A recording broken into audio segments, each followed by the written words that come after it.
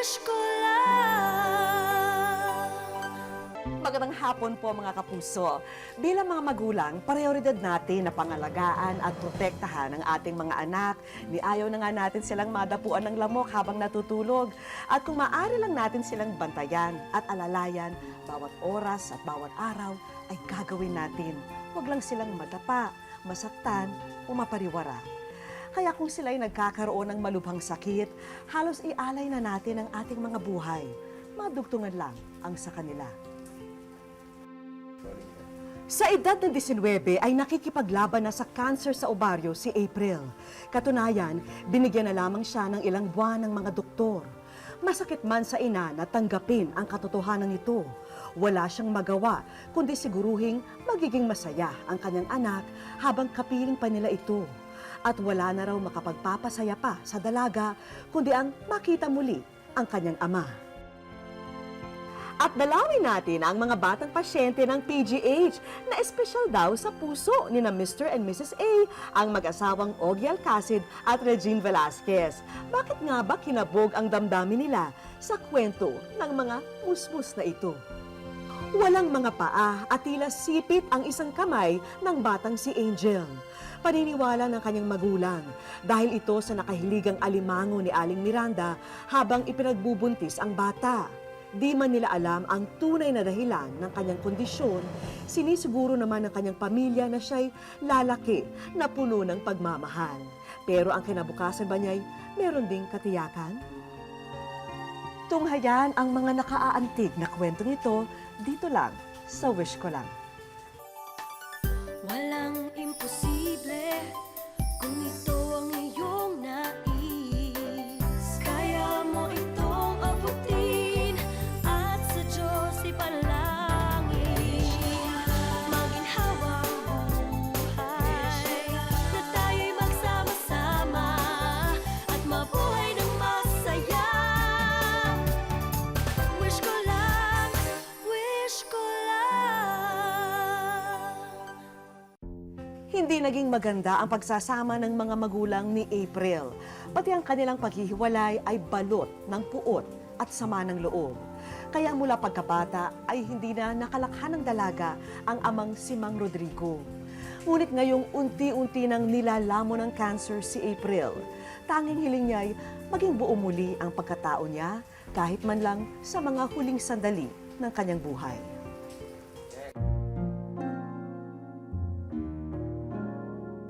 Handa ka bang limutin ang sugat ng kahapon para sa ikabubuti ng kasalukuyan? Maatin mo bang hukayin ang alaalang matagal mo nang ibinaon kapalit ng kaligayahan ng isang mahal sa buhay? Makakaya mo pa kayang tuparin ang hiling ng anak kahit ito ay labag sa iyong kalooban? Maagang nawalay sa ama si April. 3 taon lamang siya nang iwan sa pangangalaga ng kanyang nanay. Ang anak ko hindi nakaranas ng magkaroon ng tatay. Wala lahat. Ako lahat. Ang dati at nanay niyan. Mula nang maliit, ako talaga nagtatrabaho eh. Naging kontento at simple ang buhay ng mag-ina. Nakapagtapos ng high school at nakapagtrabaho pero nang matapos ang kanyang kontratay, huminto rin sa paghahanap buhay si April. Mayo ng nakaraang taon nang makaramdam ang dalaga ng pananakit sa tiyan hanggang sa lumaganap ang kanyang sakit. Sabi ng doktor sa akin, kakaiba raw yung bukol na nakuha. Tapos sabi sa akin, may natira daw. Tapos yun daw, maaaring maging dahilan uli na lumaki uli ang tiyan. Tapos kailangan nga raw ng chemo. Iniisip ko naman, wala naman kaming perang pang chemo eh. Noong March 15 ay pinuntahan namin si April at ganito na ang kanyang kalagayan nang amin siyang abutan. Tanging ang oxygen tank na ito ang bumubuhay sa kanya. At kahit ang kanyang tiyahin na si Nanay Nelia, nagulat sa biglang pagbabago sa kanyang pangangatawan. Yung itsura niya naman malayo, dating maganda yung kanyang mukha. Malaman siya, maganda yung kanyang pisngi, yung pangangatawan. Ang mga pagtangis na ito ni April ang magpapatunay kung gaano kasakit ang kanyang pinagdaraanan. Hindi na niya kaya pang kumilos, kaya naman lahat ng kanyang pangangailangan ay inilalapit o binibigay na lang sa kanya ng mapagmahal na ina. Cancer sa ovary ang itinuturo ng mga doktor na sakit ni April. Tinaningan na rin ang buhay ng dalaga. Ayon pa sa mga doktor, buwan na lamang ang bibilangin kaya naman lahat ng kamag-anak nila ay tinext na ng kanyang tiyahin upang makadalaw ang mga ito sa dalaga. Parang hindi niya na kaya eh. Kaya lang ayoko talagang sumuko na mamatay ng anak ko ng ganun eh. Siyempre gusto ko mabuhay ang anak ko. Kahit pa ba sabihin nila na mamamatay na, hindi ko kayang tanggapin mamatay ang anak ko eh. Dahil salat sa buhay, hindi na siya kaya pang ipagamot ng kanyang ina. Utility lang kasi si nanay sa isang health center at ang kakarampot na kita ay pinagkakasya lamang sa mga pangunahing pangangailangan ng anak. Bihira lang din naman daw na magkaroon ng laman ang kanyang tindahan. Niyayapos ko nga yan eh. Sabi ko, April, patawad, hindi kita napagkamot. Wala tayong pera talaga. Parang, Diyos ko, hindi ko kayang tingnan ng anak ko eh. Kumari nga lang, mamatay na nga ako. Huwag lang ganyan eh. Inaako ko na nga lang sakit ng anak ko. Kahit ako na lang. Hiling ni Aling Perlita, bago raw sanang bawian ng buhay ang kanyang anak, ay masilayan nito ang amang matagal na silang tinalikdan. Imposible man daw ito kung tutuusin, pero alam niyang pag-aadyain din ito ng panahon. Nung nakaraan nag-usap siya, sabi niya sa tatay niya, o sabi ng tatay niya, April, gusto mo ba ako makita? Siyempre naman, sabi niya sa tatay niya. O sabi niya, o sige, pupunta ako dyan. Sabi niya, kaya lang matagal pa. Sabi naman ni April, ba't matagal pa? Sabing ganyan. Baka kaya ako hinahanap na niya yung tatay niya na gusto niyang pumunta na dito. Siyempre bilang ama, doon siya huhugot ng lakas sa kanyang ama. Kasi iba yung yakap at alik ng isang ama eh. Lahat ay kinakaya ni Aling Perlita. Titiisin niya ang kahit anong sakit, maibigay lamang ang hiling ng kanyang anak. Ipinapasa na lang daw niya sa Diyos ang lahat. At kung anuman ang ipagkaloob sa kanya nito, buong puso niyang tatanggapin. Panginoong Diyos, ako yung susumamo sa iyo. Na sana aking hiling ay iyong tupdin. Alam kong ikaw lang ang magiging daan upang makapunta si Rodrigo dito at makita niya ang kanyang anak na si April. At sana po ito po maging daan upang gumaling na po ng tuluyan ng aking anak dahil gusto niya talaga makita ang kanyang tatay. Patuloy pa rin kami sa paghahanap sa ama ni April hanggang sa matunto namin ito sa Bais City, Negros Oriental. Tahimik nang namumuhay dito si Mang Rodrigo kasama ang ikalawa niyang pamilya. Hiniling niya sa amin na wag niyang kuhanan ng aming kamera ang kanyang mag-iina para na rin sa privacy ng mga ito. Pero hindi niya kinalimutan ng tuluyan si April, ang anak na inabandona noon. Minsan, maalala ko rin yung anak ko.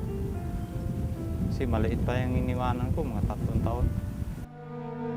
Kwento niya sa amin, taong 2000 ang huli nilang pagkikita ni April. Binisita raw niya ang anak sa paaralan nito. At noong nakaraang taon lang muli siya nagkaroon ng komunikasyon sa kanila nang tawagan siya ni Aling Perlita at ipabatid ang kalagayan ng kanilang anak. Minsan, wala ako sa sarili ko nga magtrabaho. Kasi iniisip ko, may sakit nga yung anak ko. Diyos na lang ang bahala sa kanila. Wala raw siyang magawa dahil hindi rin sapat ang kanyang kinikita bilang manggagapa sa isang bukirin. Tila malabo na nga raw na matupad pa niya ang hiling ng anak na may sakit. Ano nga gawin ko? Lilipad ako para makapunta ako dyan. Wala nga akong pera. Lalakarin ko yung dagat nga papunta dyan.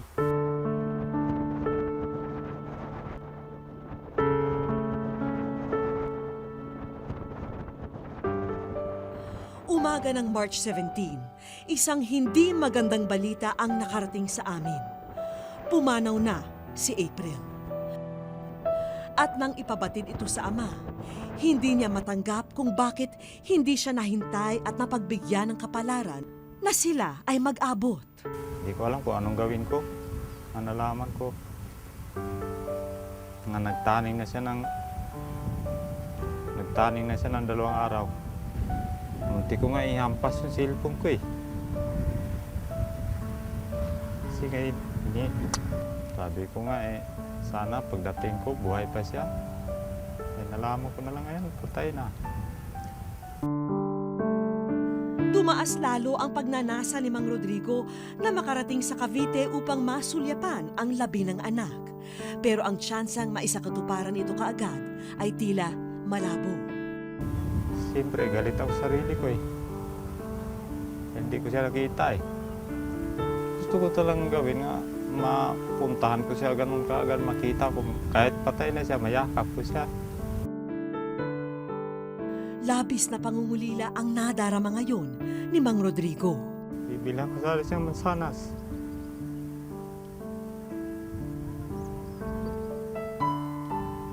Kainin niya 3 piraso. Masakit para sa isang magulang na makitang unang lilisanin ng anak ang mundong ibabaw. Pero mas masakit kung kailan may hindi na niya makikita ang anak kahit sa huling hantungan nito. Habang buhay niyang papasanin ang krus ng kalungkutan na ito. Wish ko lang. Sa aming pagbabalik,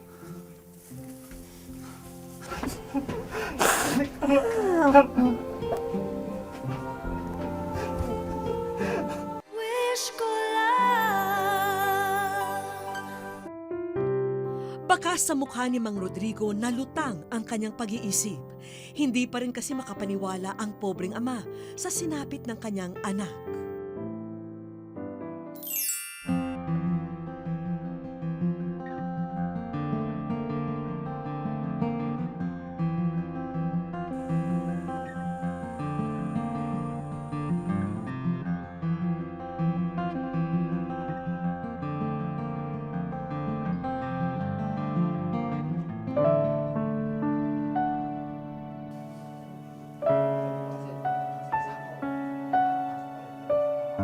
Kinapanayam muna namin si Aling Perlita. Wala siyang kamalay-malay ukol sa napipintong pagdating ng dating asawa. Inalam namin ang kanyang saloobin ngayong hindi na natupad ng ama ni April ang pangako nito sa anak. Siyempre, nalulungkot. Asa-asa naman siya makikita tatay niya. Bago siya, yan, nakalatag yan.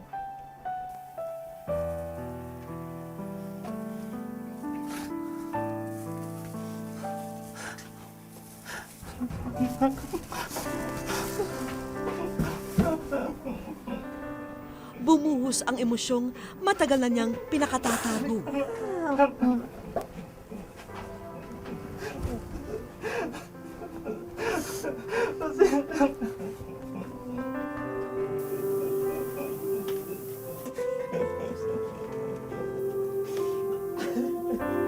Kaya ganyan talaga mansanas anak ko. Saman. Hindi kita naabutan.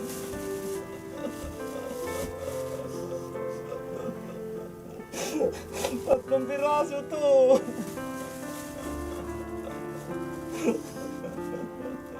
Mahal kita. Kasi dyan nag-anak yan lang ako nakaroon. Alam mo na. Kumawala na rin ang nagpupuyos na damdamin ng dating kabiyak. Okay naman po, kahit pa paano nakita niya si April. Pero yun, alam ko, inaantay talaga siya na matagal na eh. Hinabi na sa kanya yan, umuwi ka rito, umuwi ka dito eh. Sabi ko sa kanya, gawan mo ng paraan, anak mo ito eh. Wala akong Antay-antay ka magawa. pa rin yan, antay-antay ka pa rin. Para na rin sa ikapapayapa ng kanilang kalooban, isang masinsinang pag-uusap ang ginawa ng dating mag-asawa.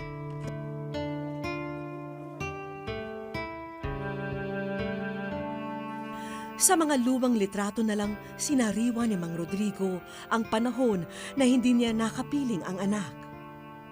Lalo na ang paglaki nito. Tanggap niya ang pagkakamaling kanyang nagawa.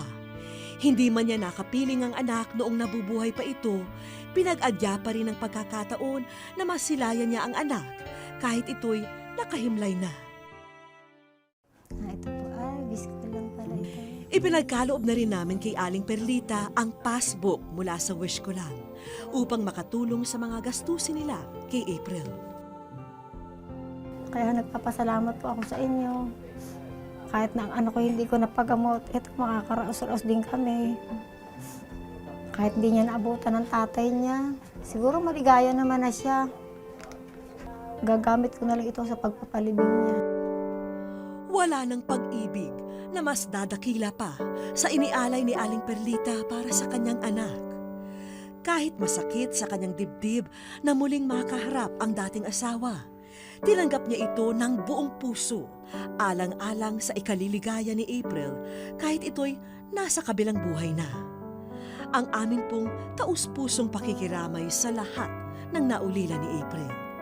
At dasal namin na sana'y maghilom na ang sugat at mapawi na ang hinanakit sa kanilang mga puso, alang-alang sa kapayapaan ng kanilang anak.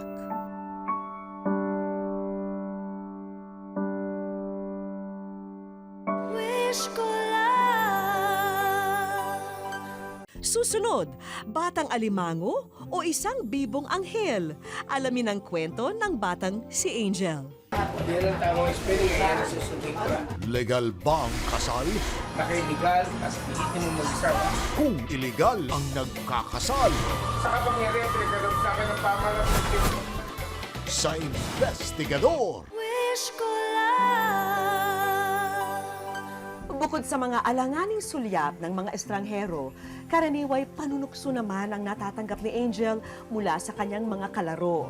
Naiba kasi ang itsura ng bata dahil siya ipinanganak na walang paa at dispormado ang isang kamay. Kaya naman gano'n na lamang ang pagprotekta at pagmamahal na binibigay ng kanyang pamilya sa musmus nilang anghel. Ngunit paano nga ba kung wala na ang mga taong nagmamahal sa kanya? Paano na si Angel?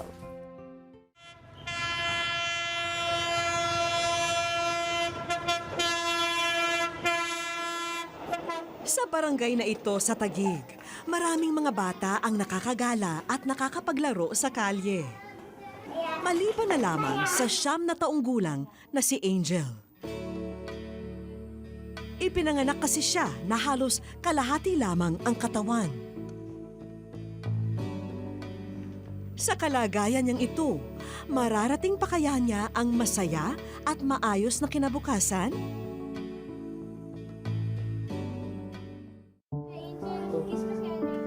Para sa mag-asawang Roel at Miranda Marfil, isang malaking biyaya ang pang-apat na anak na si Angel.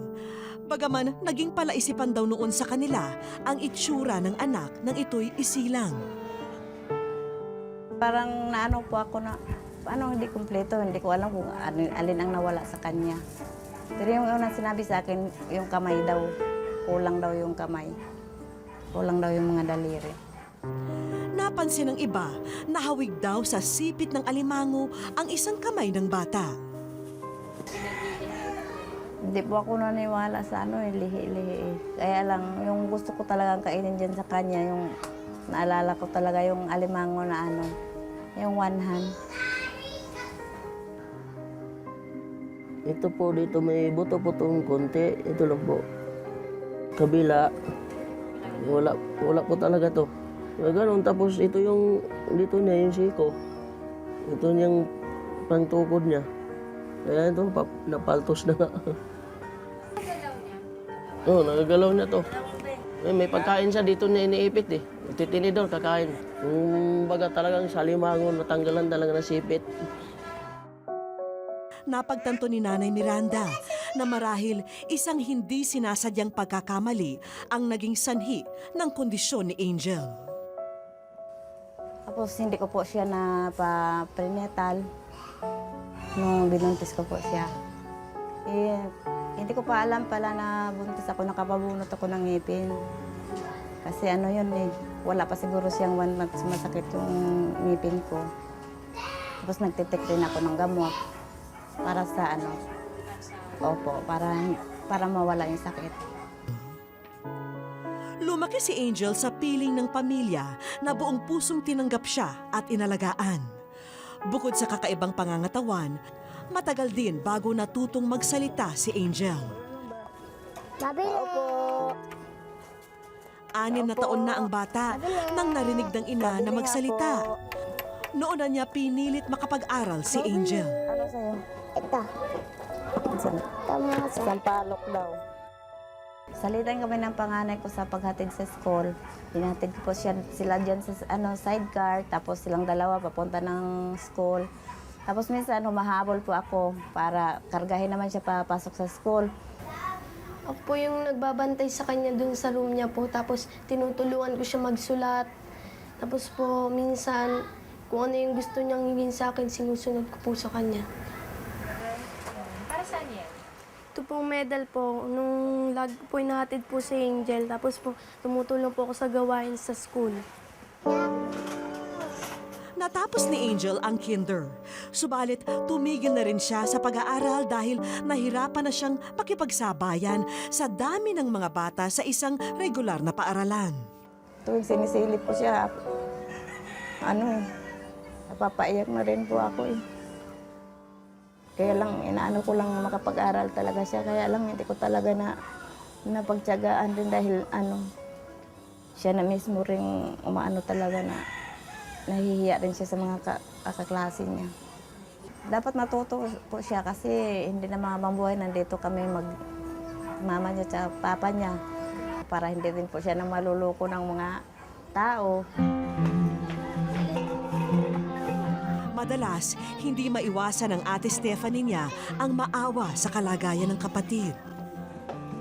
Nalulungkot po ako kasi po yung iba po nakakapasyal po sa ibang lugar po, pero po siya hindi po. Kung kaya sa kanilang munting paraan, ibinabahagi nilang magkakapatid ang saya ng pagiging bata kay Angel. Kaya ka na, bilang ka. Bilang. Lawag, isisilip, madaya ka.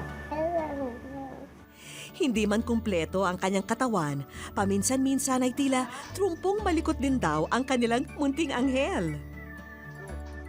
Malikot po yan sumayaw eh. Sobrang ganon-ganon talaga.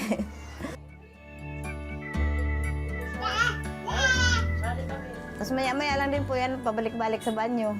Ihi nang ihi. Minsan hindi namin alam, naliligo na pala. Kasi mahilig yan sa tubig. Nagbubuhos lang siya. Paglabas, basa na. Kaya minsan nakakalimutan din namin yung problema na. Yun lang, Papa, pahinging piso. Papa, alis tayo. Di ba sabi mo? Ayon pa kay tatay, ang paglalambing daw ni Angel ang pampaalis pagod niya sa maghapong pagtatrabaho. Masakit nga lang sa kalooban ng ama na dahil sa hirap ng buhay, hindi nila naipapasyal ang bata. 5 sila. Tapos, aalis kami. Karga ng isa, bit-bit sa 3. Tapos, bibit-bit pa ako nito. Minsan nga, maiwan na lang pag umalis kami. Maiwan na lang. Halimbawa malayong lugar. Iwan na lang muna namin sa kapitbahay. Pero kausapin naman namin siya. Papayag naman po. Mas mabigat pa po sa kanya yung wheelchair eh. Kaya pag umaalis kami, hindi rin namin siya masama kasi mas naano kami doon sa wheelchair kaysa sa kanya. Sa kanyang edad, hindi maiwasang isipin na halos sinlaki lang siya ng bunsong kapatid na magdadalawang taong gulang. Tanging pag-unawa at pagmamahal ang ibinubuhos ng mga magulang at mga kapatid upang lumakas ang kumpiyansa ni Angel sa sarili. Naintindihan naman po nila eh. Kasi simula nung lumaki sila, nakikita na nila na ganyan. Kaya lang minsan gumagano sila. Bakit naging ganito pa si Angel?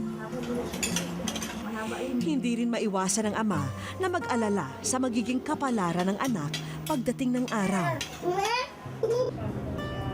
Lagi namin minsan pinag-usapan paano na yung kinabukasan niya pag wala na kami. Siyempre, yung mga kapatid niya, halimbawa mag-asawa na rin, paano na rin to siya maalagaan? Yan po siguro po hanggang sa mamatay po ako. Nabubuhay po lang ako. Lagi ko siya aalagaan. Kasi po, special po siya para sa akin.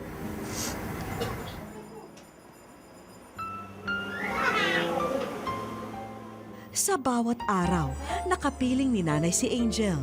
Tanging hiling lang niya ang simpleng kaligayahan ng espesyal na anak. Mahal po, parehas lang po ang ano ko sa kanila pero nung ano pa talaga siya, nung maliit siya, talagang iniisip ko na siya na talaga ang baby ko hanggang lumaki.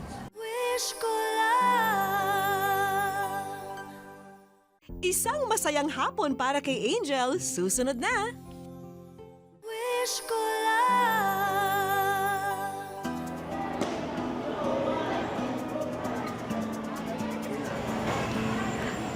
Ayan po, kasama po namin ngayon ang buong pamilya ni Nanay Miranda at sabik na pong makapamasyal si Angel. Kaya bukod po dyan, marami pa po kaming sorpresang ibibigay sa kanya. Abangan nyo!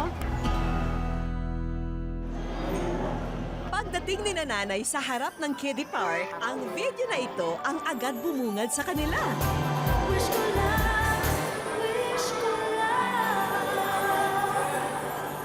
Hello ho! Hello! Welcome po sa Wish Ko Lang! Ay! Hello, Angel! Hi, Angel! Ito ho, meron kaming binigay para kay Angel. Sana magustuhan niya ito. Magaan lang ho ito. Mukhang tulala pa si nanay at hindi makapaniwala na sila ang tampok na bisita sa aming programa. Sobrang saya po, ma'am. Wala po sabi sa sobrang saya. Hindi po namin akalain Salamat. Maraming salamat. Gaano niyo po kamahal itong si Angel? Sobrang mahal na mahal ko po itong anak ko. Napahanga ako sa dedikasyon ng buong pamilya sa pag-aalaga kay Angel. Ano feeling mo? Gaano ko mo kamahal yung kapatid mo? Hindi na po siya ngayon maghihirap kasi po noon po. Lagi nahihirapan po kami kasi mabigat po siya. Ngayon po meron na po siyang stroller. Madadala na po namin siya kahit saan. Pasyal tayo. Gusto mo mabilis? Mabilis tayo, ha? Gusto mo mabilis, ha?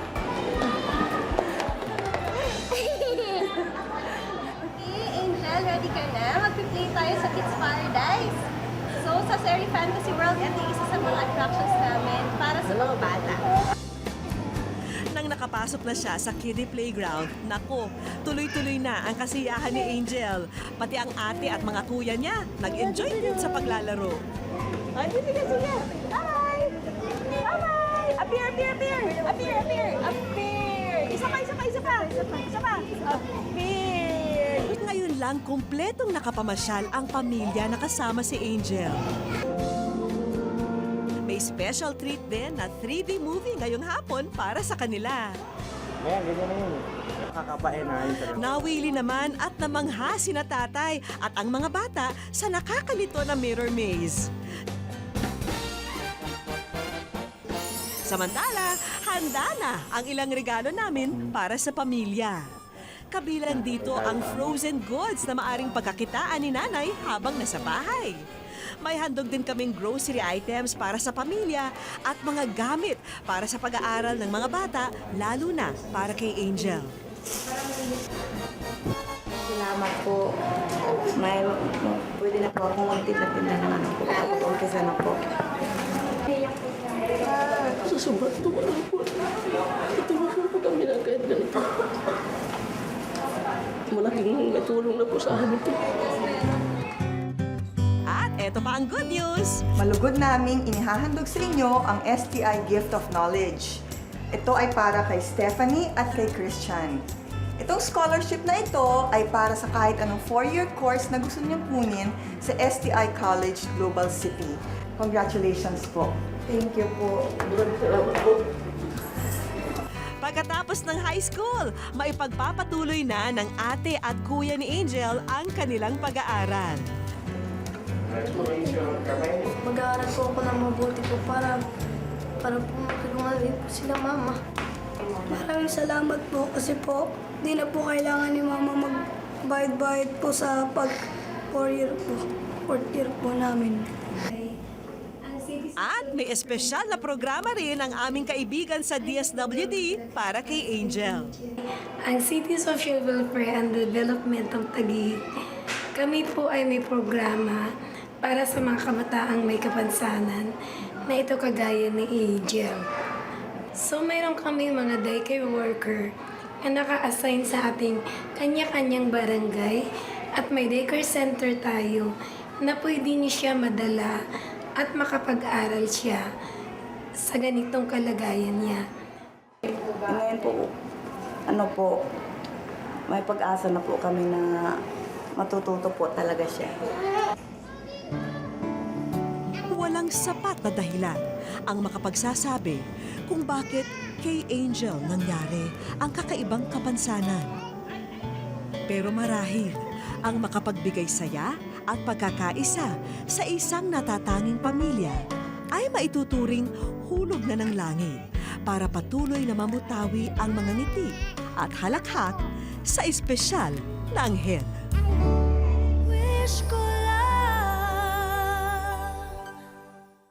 Sa aming pagbabalik, naging matagumpay ang konsyerto ng mag-asawang Ogie Alcacid at Regine Velasquez.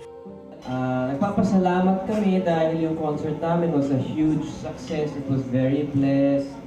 At hindi lamang dahil napakadami ng nanood ng concert, pero dahil nakakuha po kami ng konting pondo para tulungan itong mga batang ito. Naging espesyal para sa mag-asawang Ogie at Regine Alcacid ang nakarang araw ng mga puso. Bukod kasi sa pagbabalik entablado ng Asia Songbird, ang kanilang nakaraang konsyerto ay katuparan ng kanilang pangako para sa mga batang may sakit na cancer. Naging matagumpay ang konsyerto ng mag-asawang Ogie Alcacid at Regine Velasquez na pinamagatang Mr. and Mrs. A noong nakaraang buwan. Marami kasi ang nasabik sa kanilang muling tambalan sa entablado dahil pansamantalang nagpahinga ang Asia Songbird para isilang ang kanilang baby. Pero bago maganap ang special concert, naipalabas muna sila sa aming programa. At dito nabatid ng marami na may misyon pala ang pagtatanghal ng mag-asawa. Ilan sa kikitain daw ng kanilang show ay para kina Brian, John, Renz, Charles at John Edward. Mga batang patuloy na nakikipaglaban sa sakit na cancer.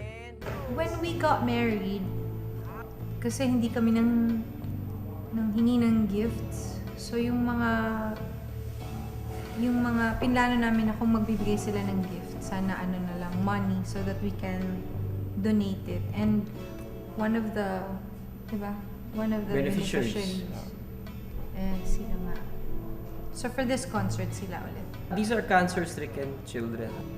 Pasasayahin natin, diba?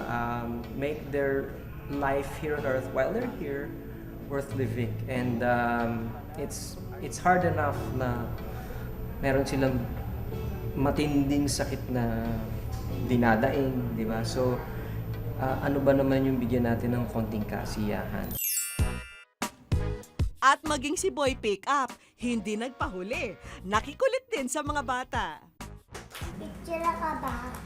Ano itchira? Chichirya! Bakit? Kasi ang sarap mong papakin.